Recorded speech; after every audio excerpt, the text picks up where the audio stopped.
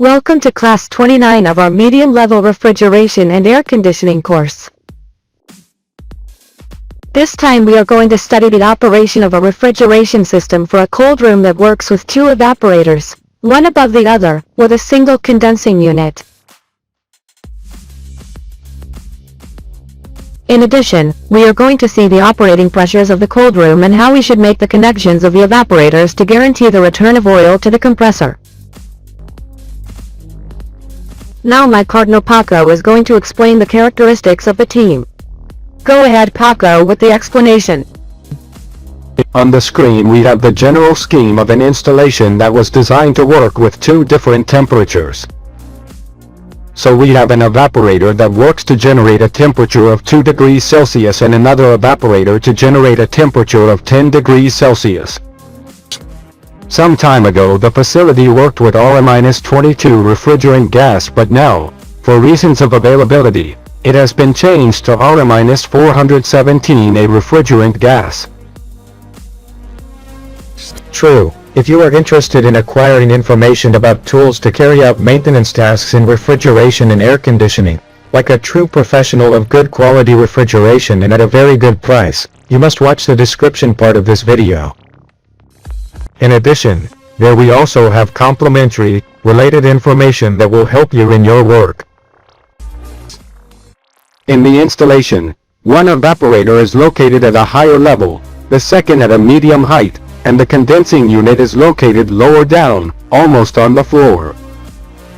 The upper evaporator works at 10 degrees C, and represents 30% of the entire system capacity. The second evaporator represents 70% of the cooling capacity and works at a temperature of 2 degrees Celsius. There is only one condensing and compressor unit for both circuits. To achieve different temperatures, it is necessary to place a valve to control the evaporator temperature at 10 degrees C. This valve is kept closed and only opens when the pressure has the value to reach 10 degrees C. An additional valve is placed on the suction to control the suction pressure of the compressor. That way the higher evaporator pressure of 10 degrees C does not affect the compressor.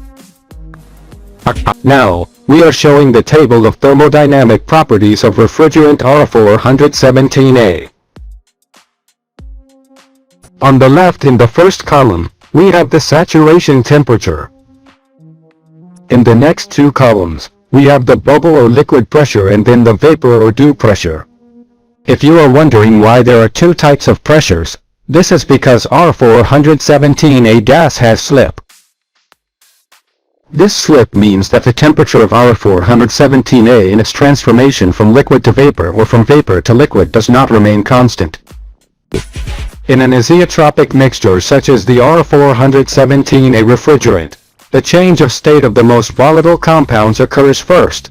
This causes the temperature to increase throughout the phase change, until complete evaporation occurs. Let's start with the evaporator pressure that works at 2 degrees. If we need to reach a temperature of 2 degrees until the evaporator outlet, we must work with dew pressure.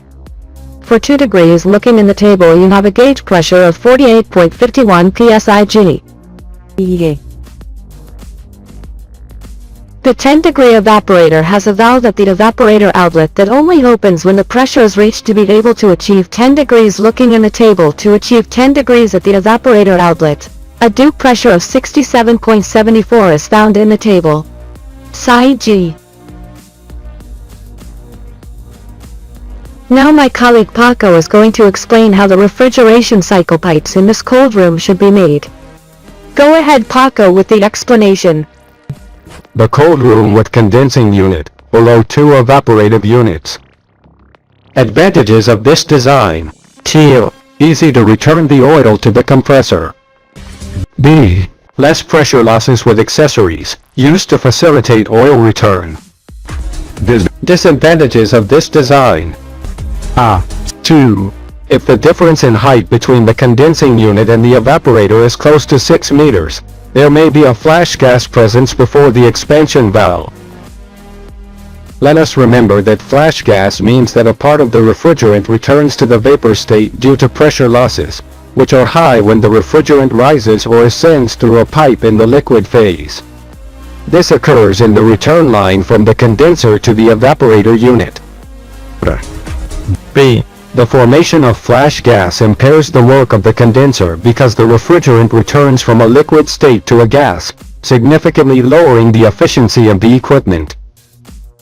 C. Adequate backdrafts must be placed to prevent a flooded start by the compressor.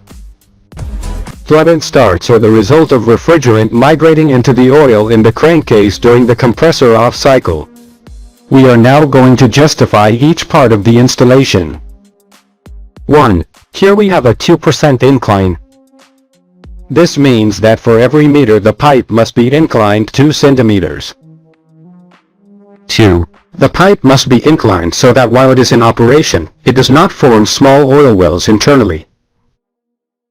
3. In this case, the horizontal and vertical sections are designed with the same diameter. The design speed can be 5 meters per second, adding the thermal load of both evaporators. 4. In the vertical section, the presence of siphons is not necessary, because the refrigerant is descending, that is, it comes from the top downwards and the oil falls by gravity. 5. This inverted siphon or counter siphon should be placed at this point to hinder refrigerant migration when the equipment is stopped and prevent a flooded start. 6. The backdraft height level must be higher than the evaporator to actually prevent a flooded start. 7. If the length of the pipe, where the oil rises, begins to grow, this pipe must be designed for a speed of 10 meters per second, and a total thermal load, that is, adding the capacity of evaporator 1, plus that of evaporator 2. 8. As the horizontal pipe begins to increase in length, the velocity can be slowed down to reduce pressure losses and increase system efficiency. For example, speeds of 5 meters per second can be used. This part is designed with the thermal load of both evaporators. The entire horizontal section is carried out with an inclination of 2%.